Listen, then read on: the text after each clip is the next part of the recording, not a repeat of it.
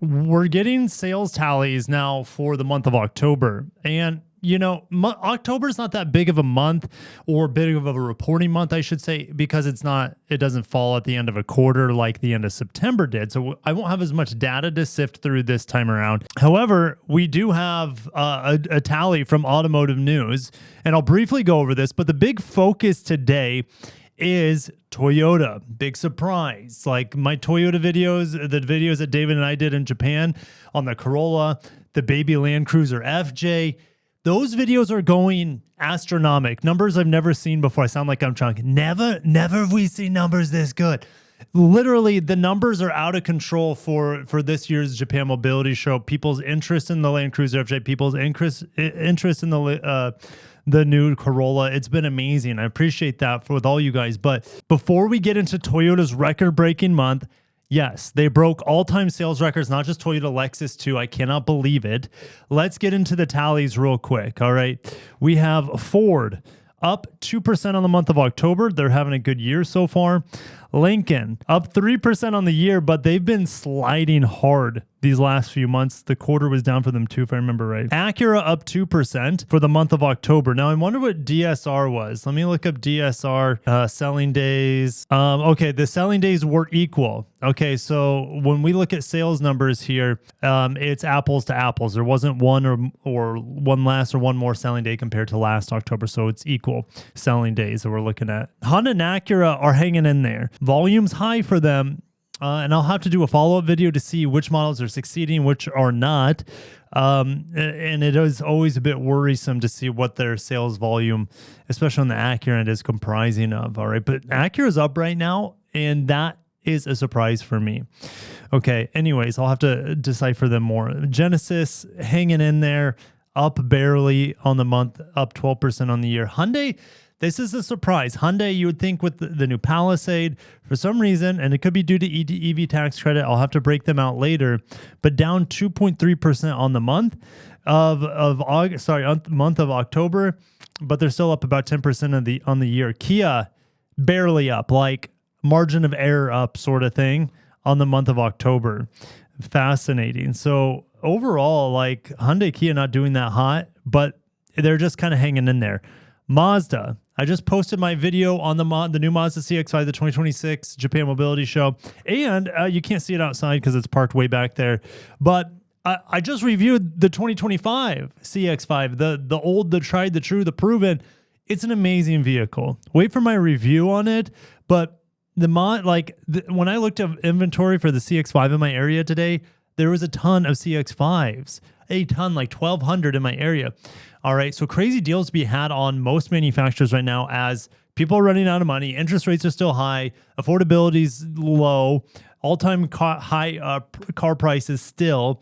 All right, but Mazda seeing this massive downturn. Remember, they're okay with not selling that many Mazda 3s or CX-30s because the profit margins are high on them coming in from highly tariffed Mexico. Fascinating. Lexus and Toyota, these guys, this is what's bonkers. We know that they're not performing in the same market, meaning they have created their own bubble market. Many of their cars are pre-sold months in advance, like it's COVID times. Their day supply is extraordinarily low.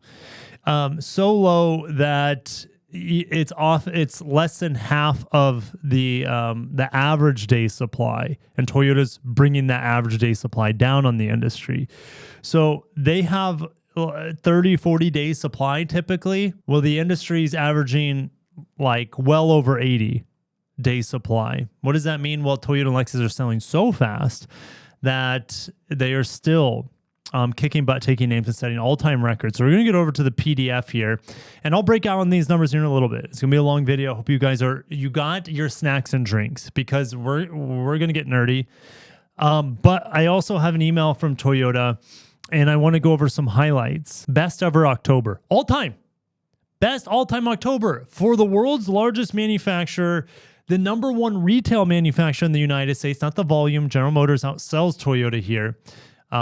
If you include fleet sales, but Toyota hardly sells, they're a fraction of the fleet sales compared to General Motors, all right?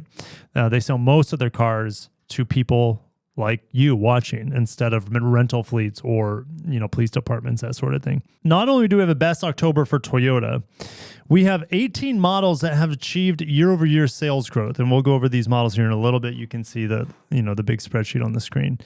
All right. We have the Supra, well, rest in peace. The 4Runner's up massively. The Crown, Tundra Hybrid, Tacoma Hybrid, they're all up massively. Okay, Lexus highlights. Best ever October for Lexus. Now, Lexus is coming off last year. Its best ever retail sale and fleet, just total sales, best ever sales volume year of all time, dating back to 1989. Lexus is still on pace to break last year's record, and they're gunning for the top. They're right there with BMW. Now, I don't think BMW is reported. I don't know if they're going to report for October, but Lexus is not stumbling. They're not skipping a beat. They are powering through with big sales volume, and we're still best ever year to date. And we saw 18 models on the Toyota end achieve best year-over-year sales growth. It says 14 models for Lexus includes best ever sales growth, or should I say have achieved year-over-year sales growth. So 14 models. Now, Lexus's lineup is maybe half of what Toyota's is. So 14 of their models are up year-over-year. Okay, so let's get into the spreadsheet here. Ooh, I just get so excited. Guys, speaking of excited, you can see I'm working on my office. I got a lot of cool signs to put up. I just got the Toyota clock up today. I got my Shelby sign up right there, and it's LED. It looks amazing. Oh my gosh, so badass. Anyways, my Yamaha sign, I love the Bronco sign back there too.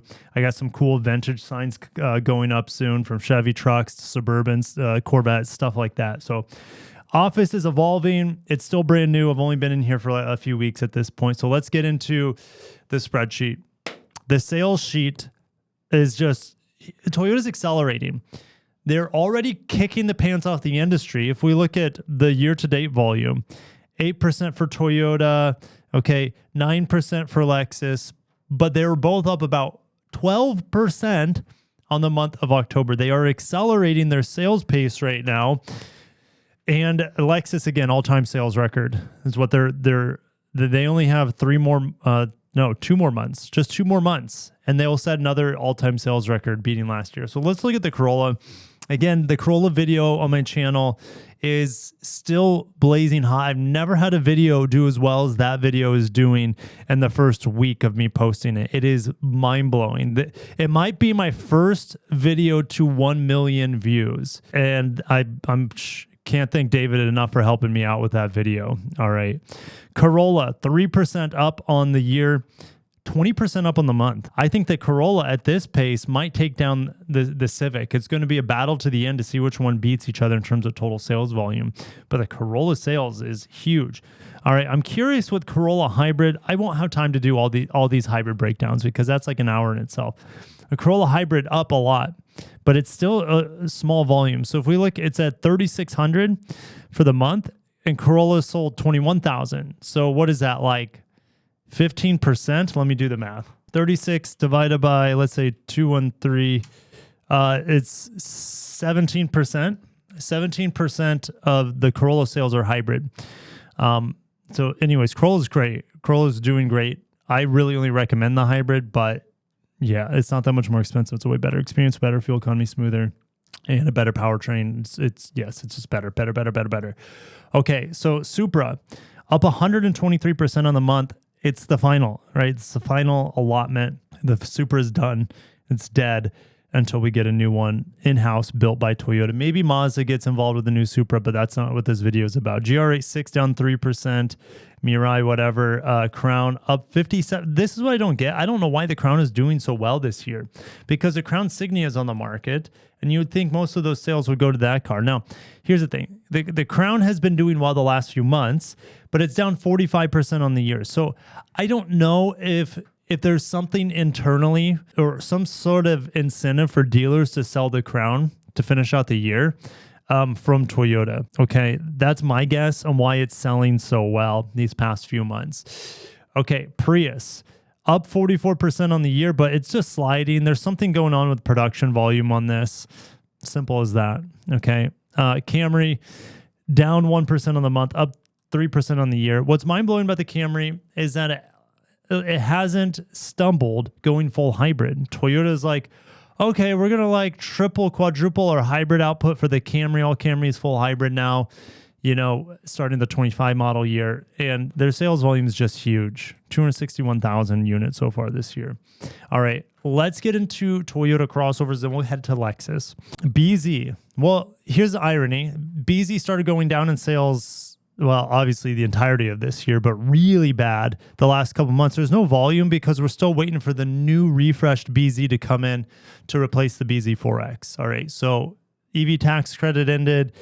Sales are down in EVs massively throughout the industry, and it's going to stay that way for a while.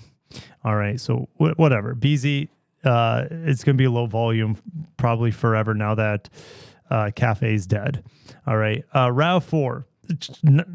I don't have words. Like, this is the best-selling vehicle in the country. It outsold the F-150 last year. Last year, it sold 475,000 units. Let's get the calculator out again. All right. They sold almost 40,000 units for this past month. All right. They might outsell last year's sales volume by 2,000 units. What will stop them from potentially breaking last year's sales record would be the switch over to the new model. You're going to have to change tooling, machines, all that stuff. Assembly lines got to get switched around in theory just a little bit. Things have to change. There will be a small hiccup. How many days? Hopefully it's not more than a couple of weeks to switch production over from one RAV4 to the new. Now, you got to keep in mind, Toyota has this luxury of producing the RAV4 in 3 different locations. Built in Kentucky, the world's largest Toyota plant. It's built in Ontario in 2 different plants up there. Okay. And it's also built in Japan. So they have this luxury of maybe switching over the lines one plant at a time so that they don't have this overall drop, like a massive drop in production volume and therefore sales volume subsequently. Okay, so that's my theory. They probably staggered it out, but who knows? I haven't had anyone confirm that. That's just my theory.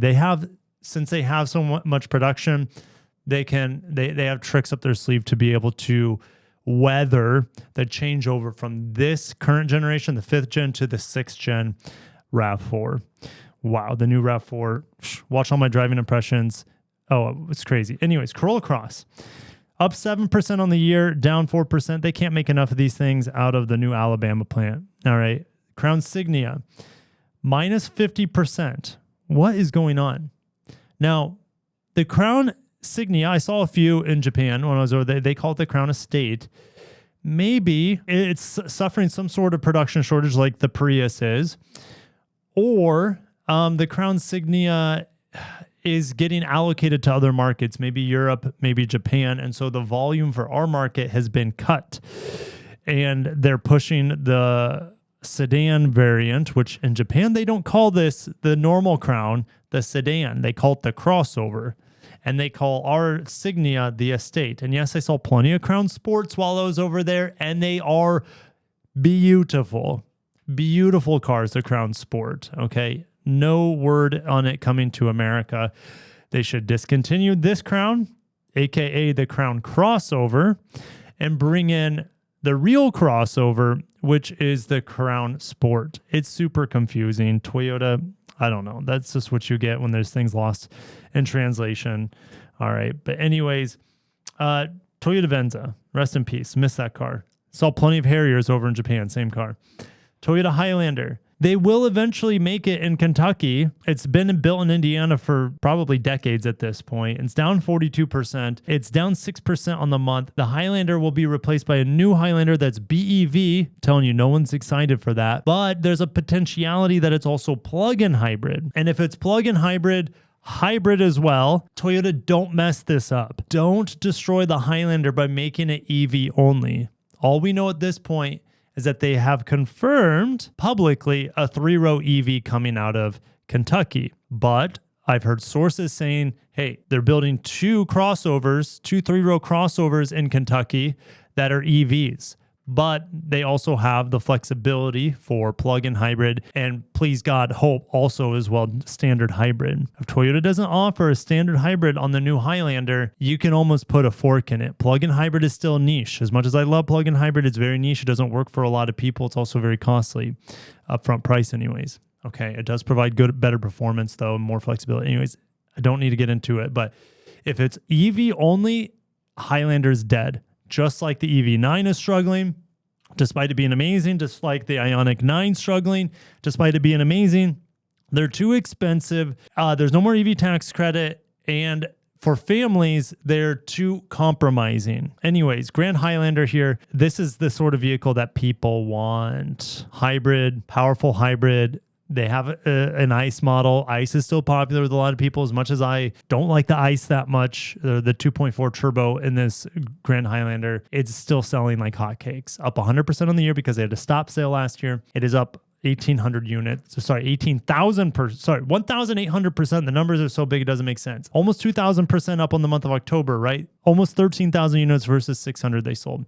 So with Toyota having this production capacity and the Grand Highlander up so high, the brand is just cruising. Okay, 4Runner up 300%. You got to keep in mind the 4Runner last year was having production delays and issues out of the Tahara plant in Japan. No longer. These things are sitting around at lots. You can get good deals on them. I love the 4Runner. I love the old one. I love the new one. They're both really, really good trucks. All right, it's down 33% on the year. Imagine if the 4Runner's volume wasn't hampered in terms of production hiccups. Toyota would be cruising even higher. All right, Sequoia down 3% on the month, or the year, up 4.5% on the month. Interesting.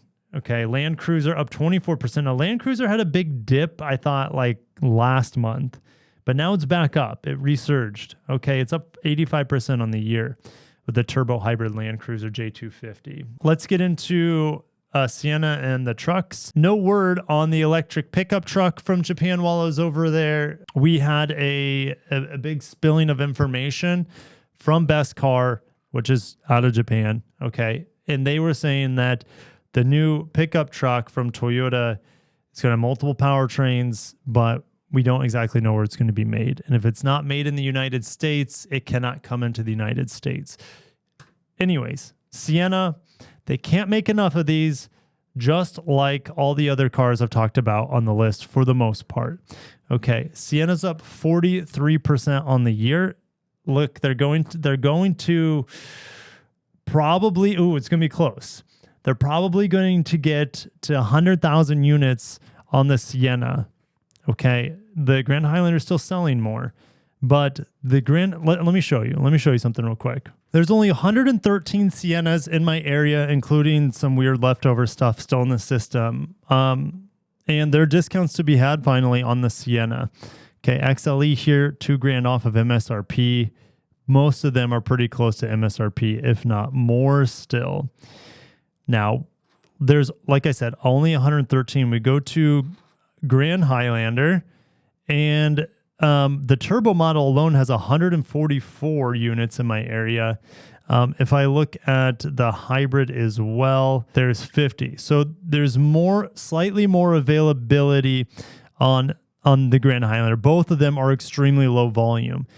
What's big volume? I mean, look, there's more plug-in Priuses in my area than Grand Highlanders available. And I mean that on the turbo Grand Highlander. So like a lot of Tundras, an insane amount of Tacomas, okay, 4Runner, quite a bit, over 300. Camry, huge volume, 1,400. Corolla, 1,300. So when I see these big big inventory on Tacoma, Tundra, Camry, Corolla, deals on those cars are going to be really good. Really, really good. If we look at RAV4, 1,500 units. Deals are going to be able to be had on the RAV4. All right, but things like the Grand Highlander and Toyota Sienna that are selling at huge volumes, but they are pretty much pre-sold. Crazy. All right, so Sienna doing well, up 2% on the month, up 43% on the year. Tacoma, like I said, huge availability on Toyota's trucks right now. You can get good deals on them. Now, why is the Tundra down so sharply? Well, I've heard that the Tundra's had quality control issues, maybe some recalls. There's stuff going on with that truck. The Tacoma, though, look at this sales increase, 13% up. The sales volume on the Tacoma is nothing short of mind-blowing. The Tacoma's best. Okay, well, let's pull up Tacoma sales all time. I do this every month. Okay, so we look here. In 2021, Toyota sold 252,000 Tacomas. And we go back to the sales figures here. We're at 227,000. All right, so we do 227 divided by 10. Well, right, 22, but there, times 12. It's 272,000 units they're pacing, which is 20,000 more than what they bagged as a record in 2021. The Tacoma is crushing it in sales. Now, it hasn't been like the most well-received. I'm trying to get back to my spreadsheet. It hasn't been the most well-received Toyota by any means. It's a fine truck. And would I rather have it over the Chevy? Probably. Would I rather have it the Ford? I don't know. I haven't driven a Ford Ranger, but I know the Ranger Raptor is amazing. I still would take the Frontier over it with the big 3.8 liter V6. And here we are. Like the Tacoma, based on its reputation, maybe Toyota's selling a lot of fleet because they have so much excess volume of this truck. It's a possibility they could be selling a fleet to get these crazy numbers. Doesn't matter. Sell it any way you can as long as they remain in the black with that model. And they're going to crush their all-time sales record with the Tacoma. Crazy. Like I said, Tundra's down on the year, down on the month, quality control issues going on with that truck. But let's switch on over to Lexus. Toyota, I wish there was something more dramatic, right? There's nothing that dramatic going on with Toyota. They're just running at peak interest and peak efficiency and peak sales. Lexus, it's probably the same freaking thing, right? Both of them are up about 12% on the month. Again, Lexus right here, Toyota right here. I don't know how they're identical in terms of sales up year over year, but they are. All right. Here we go. Let's get into Lexus sedans. Now, I just got back from the mobility show, as you know, and the Lexus booth was crazy futuristic. 6-wheel minivan called the LS. We had a new LS Sport Coupe, or they called the LS Coupe concept, which was like a coupe crossover. That thing was pretty cool. That was really cool. That, to me, is like the flagship Lexus needs on the crossover end. All right. But it is probably fully electric. We had twin turbo V8. Forget about it. All right. And then I also shared with you guys that the twin turbo V8 is likely to be in that amazing Lexus Sport Coupe, maybe called the LFR. That was also at the mobility show. So Lexus was a little too futuristic. The new ES wasn't even there that I could see. Now, maybe they brought the ES into the show after I left for the general public. That's a possibility because that was happening. I was there on the day where they switch over from media to the general public. And like the Nissan booth changed, for example, because Nissan, I think they may have taken out the Micra, for example, and put something else there. So, they could have brought the ES into the booth in Japan. It's crazy that it wasn't there, though, for the media because it would have been very popular. And the video I would have made on it would have done really well. It is bizarre. Okay, so the ES was a no-show, despite it being the big redesign this year for Lexus. Down 2% on the year, the ES, down 7% on the month. It will end production at the end of December in Kentucky, then goes back to Japan for the new BEV focused ES and Chinese design focused ES. All right, let's go to the IS. The IS up 2% on the month. Sorry, the year, 10% on the year. The IS is still one of the best looking vehicles. We don't have the refresh yet. It'll probably come in January for the refreshed IS, which I think looks amazing. All right, and they really fixed the interior with the IS as much as they can. Okay, so can't wait for the new one to come out. Can't wait to drive it. Can't wait to, I love it. I love the IS. I love the ES, but that's going to change. My sentiment for the ES is going to change. I have a feeling. All right, I already don't know what to think about the exterior of the car. The interior, I'm not that excited about. LS, rest in peace. As the sedan, remember, luxury sedan LS now stands for luxury space. I don't know. I don't know how that's going to transfer. All right. Lexus LC, pretty much rest in peace. You know, look at the volume. It's so low. It is one of the best cars out there. If you have $100,000 just burning in your pocket, it's one of the best cars that money can buy. It's amazing. All right. All right. So let's get into Lexus crossovers. You know, their sedans aren't doing well, even though their car division's up 1% due to the IS. The IS alone is, maybe the LC, but not really. The IS pretty much alone is carrying the sedans and coupes. But their sedans and coupes sales volume is a complete joke compared to BMW, who is the king at luxury performance sedans and coupes right now in the market. What Lexus does better than BMW, their chief rival right now here in the United States, is crossovers. And I'm not saying performance crossovers, but they do better with sales volume on crossovers and better fuel efficiency. UX. Now, keep in mind, the UX, what I'm hearing, and I can't say without a shadow of a doubt, but what I do know is that the UX is going to be discontinued as we know it. Are they going to reuse the UX naming for the thing that replaces it? I don't know. The thing that replaces it, in theory, is the new Land Cruiser FJ restyled as a Lexus Baby GX.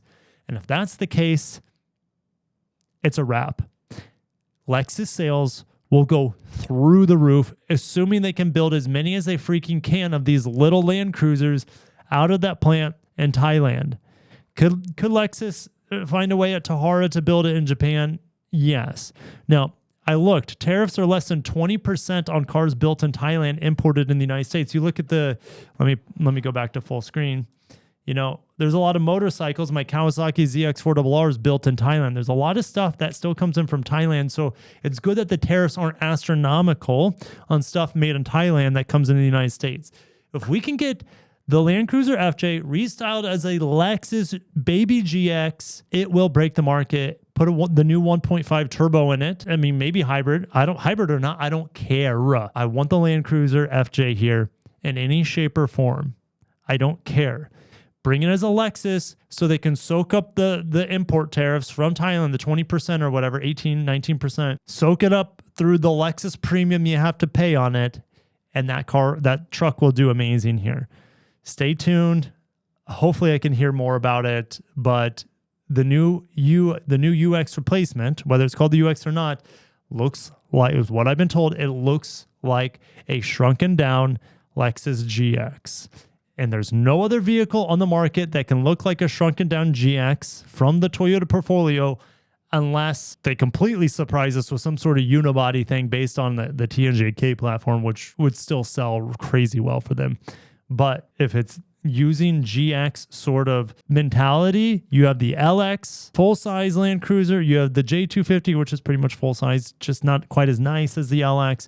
And then you have this on the new Hilux Champ platform, this baby UX. I don't know if they would call it a UX, but like I said, bring body on frame to the entry-level Lexus UX, and there's nothing on the market that will touch it, regardless of what they charge for it. I need to stop talking about this shrunken down GX just in case we don't get it. I want it. It needs to happen. It needs to happen, Toyota Lexus. Everyone in the comment section of the Land Cruiser FJ video that David and I made, everyone is saying, bring that vehicle here, whether you're from Australia, whether from your Europe or the United States, wherever the frick you're at in the world, everyone wants the Land Cruiser FJ. If we can't have it as a Toyota, put a Lexus badge on it, charge what you want, bring it to America, and we're cooking with fire.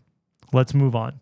Lexus NX, down 4% on the month. There will be a refreshed NX, and what I'm hearing is that, thank God, they're ditching the 2.4 turbo. They're ditching it for hybrid. It'll be standard hybrid like the RAV4. It'll just take the RAV4's powertrains, which are great. The new 5th gen hybrid and 6th gen plug-in hybrid and the new RAV4 are amazing. Just put it in the NX, make it a quieter vehicle, nicer materials, and the refresh, call it a day. It'll still sell well. It's having probably its best year ever, selling 62,000 units so far this year. All right. Lexus RZ, whatever. They sold 19. They can kill that vehicle for all I care. It's not a competitive electric car. It's smooth. It's quiet. It's efficient. But yeah, anyways, I guess it's okay to have one electric car in your lineup. But like the BZ, Toyota doesn't need battery electrics. In fact, battery electrics would be tearing them down if they went too hard, too fast. And Honda and Acura kind of in this like, oh crap, situation. And it's not just Honda Acura, it's General Motors, it's everyone. It's all the Germans, it's everyone. Besides Toyota, Mazda, Subaru, who just kind of like sat back, looking around. You guys really investing tens of billions of dollars into EV? They're like, I don't know. Toyota's like, we do a lot of research. We do a lot of asking people's opinions. There's very few people out there that would buy an EV that's not a Tesla. And at this point, no one's even buying Tesla. I'm not saying no one. The sales volume of Teslas is still big, but you know what I mean. The EV fallout is real. And when it's not being pushed by tax credits, okay? So with that being said, RZ, whatever Lexus, the new ES EV, big whatever. It's a huge failure that the new ES does not have performance hybrids nor plug-in hybrids. Hopefully Lexus sees this issue and they rush new powertrains to the market on the ES that is not battery electric.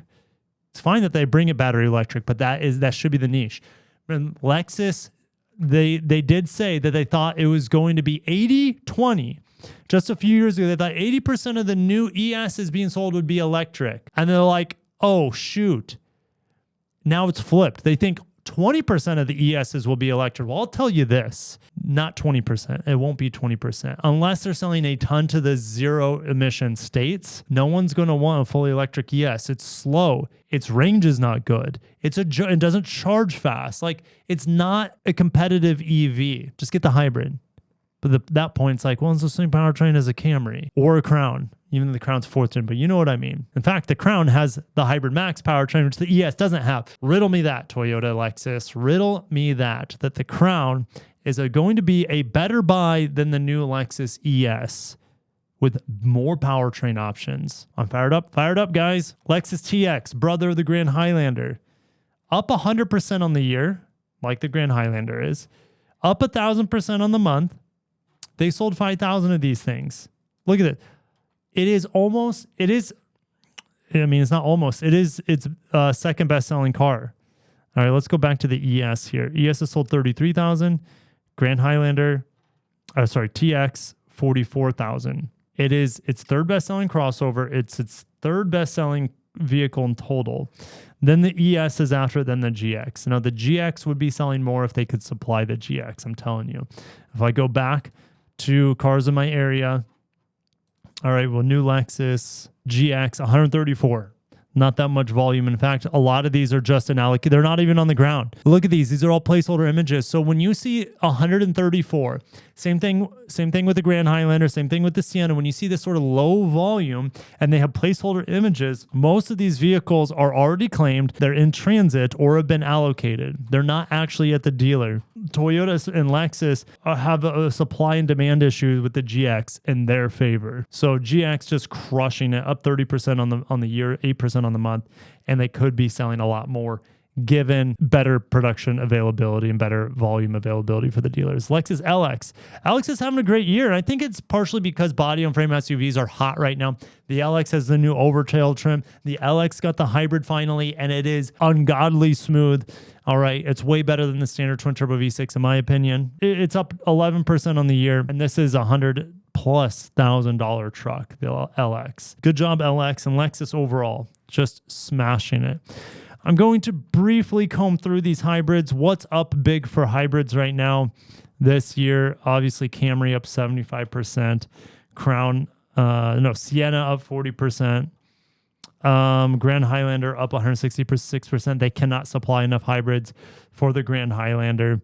Land Cruiser up 85%. RAV4 plug-in hybrid is down. Why? Well, as well as RAV4 hybrid. Why? When it's going full hybrid, they have a 4th gen hybrid right now in the RAV4. It's moving over to a 5th gen hybrid. So it's not as simple as just saying, oh, they're not going to be able to supply the new RAV4. They will, maybe not to record-breaking volume the first year, but they will supply a lot of hybrid and plug-in hybrids for the new RAV4. Let's see here. Signia up, Venza Rest, Peace, Tacoma hybrid up 300%. Tundra hybrid down 28%. NX hybrid, NX plug-in hybrid. These things are very highly sought after. The sales volume's up here. What's this thing? Oh, RZ. That's a joke. Lexus RX down hybrid. down 3% and 10%. I don't know why. I don't know why these things are down. They need to get the new 5th gen hybrids in there as soon as possible. It's not fair that the RAV4 gets it, the Camry gets this new 5th gen hybrid, and the Lexus models don't have them yet. Lexus is always the afterthought. But RX plug-in hybrid is up. Remember, they brought in a cheaper premium trim level instead of it being on the luxury only trim level. All right, so TX up 130%, TX hybrid, just like the Grand Highlander. Those hybrid volumes are very similar, being up. Plug-in hybrid up 100% on the TX. Still haven't driven one. Like, look, they've sold 88 of them. 777 on the year. All right, Lexus LS, rest in peace, and LC, rest in peace, because both of these hybrids are dead. LS in general is dead 100% at this point. All right, so, so far, calendar year to date, we've had one less selling day versus last year, okay? And that hasn't stopped Toyota and Lexus combined, let's see here, selling or being up 8%. All right, you think one less selling day could have a 0.5 percentage point down to take their overall sales volume down? No, they're up 8%, 8 to 9%, despite having one less selling day so far year to year. It's crazy. It's absolutely bonkers. I appreciate you guys staying this long in the video. My voice is probably going to be shot after this. And to close this out again, look, Toyota, Lexus are operating all the way down here. All right, 40 days supply when the industry average is 84. But again, Toyota brings that average down a lot. And you see, right, what's the median? The median is like 97 days supply.